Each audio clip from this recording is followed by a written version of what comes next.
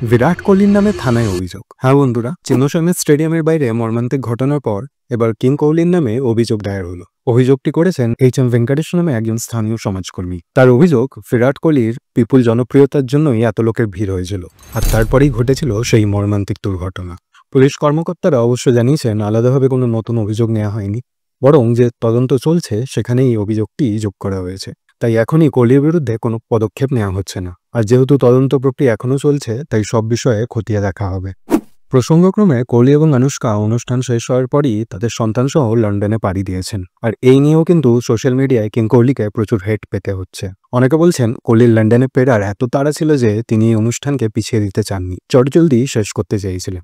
এমনকি অনেকের মতে কোহলি নিহতদের বা তাদের পরিবারের প্রতি কোনো সহানুভূতিই দেখাননি, যে স্টার সিবির করা পোস্টটাই কপি পেস্ট করে কাজ সেরেছিলেন।